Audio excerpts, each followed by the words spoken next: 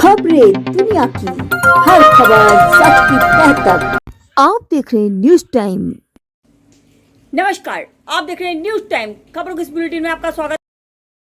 प्रतिष्ठा सेवा समिति के अध्यक्ष गिरीश चंद डालाकोटी के द्वारा गंग भेवा बावड़ी के प्रकरण को विस्तार से बताया गया। आइए देखते हैं। सभी भाइयों को जय श्री राम। बावड़ी प्रकरण पे मैं आपको अपडेट देना चाहता हूँ। कुछ लोगों को भ्रामक जानकारियाँ हैं, मैं स्पष्ट जानकारी बता देता हूँ। ये मामला प्रवीण शर्मा जी द्वारा 2018 से चल रहा है। प्रवीण शर्मा जी के पिताजी को कुछ लोगों द्वारा हटाया गया।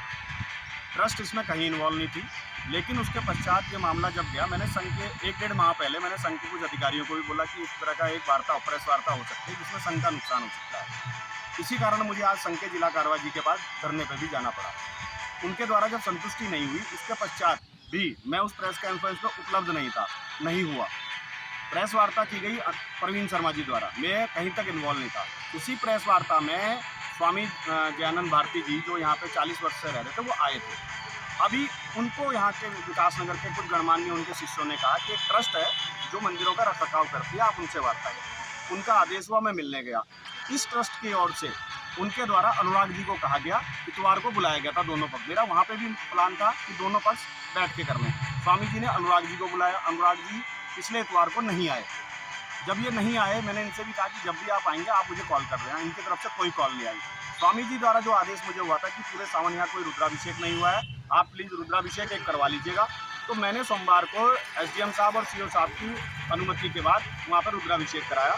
मंगलवार को हमारी टीम के द्वारा, ट्रस्ट के द्वारा, वहाँ पर हनुमान चालीसा की भी। बुधवार को हमने एक पंडित अपॉइंट किया। उस पंडित के साथ सुबह पूजा करी, शाम को उसके साथ अभद्रता हुई। मैंने जब बृहस्पतिवार को ये जानना चाहा तो मुझसे कहा गया कि ऐसा कुछ घटना नहीं हुई, और 2 घंटे बाद मुझे पता लगता है कि मेरे पर और मेरे साथ जो लोग गए थे उन पर SC/ST एक्ट लगा दिया गया इसी परिसर में। इसके बाद जब मैं अगले दिन गया, अगले दिन मुझे वहाँ पे एक व्यक्ति मिलते हैं जो सेवादार के रूप में है, और वो है आरती उन्हें नहीं आती है, मेरा फॉल्ट नहीं है सर। तो मेरे धर्म स्थान प्रॉपर चले, जो महंत जी के आदेश है उससे चले, मैंने इतना ही चाहा। उसके बाद उनके द्वारा मुझे धमकी दी गई, तब मुझे थाने में वो प्रदर्शन करना पड़ा जो आप लोगों ने देखा।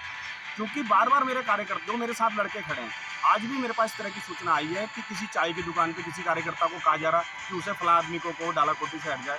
मैं सभी से कह रहा हूँ, जिनके मेरा नंबर है 7355090909, आप सभी लोग इस पर कॉल कर लें, मैं दस्तावेज उपलब्ध करा देता हूँ।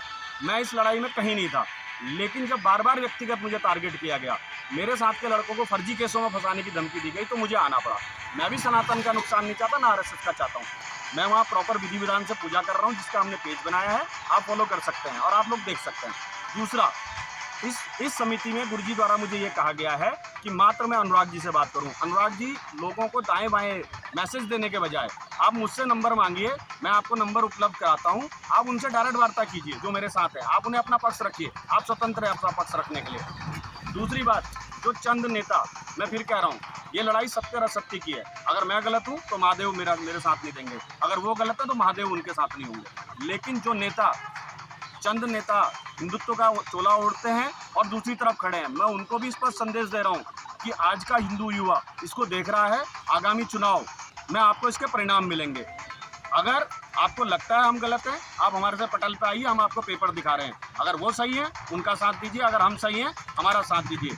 दूसरा, जो भ्रामक चीज़ें आप फेसबुक पे लिख रहे हैं, कुछ सनातनी भाई और बहनें लिख रही हैं, वो मेरे छोटे भाई बहन हैं या बड़े हों, मेरा विनम्र निवेदन है, इस तरह की भावनाएं ना लिखें। अगर बगैर तथ्य के आप भावनाएं लिखेंगे तो ट्रस्ट आपके विरुद्ध भी सुसंगत धाराओं में केस दर्ज कराएगी। उस समय मत कहिएगा कि गिरीश डालाकोटी या उनकी टीम ने लोगों पे केस कराए। धन्यवाद, जय श्री राम। हमारे साथ जुड़े रहने के लिए चैनल को सब्सक्राइब जरूर कीजिए और बेल आइकन जरूर दबाएं।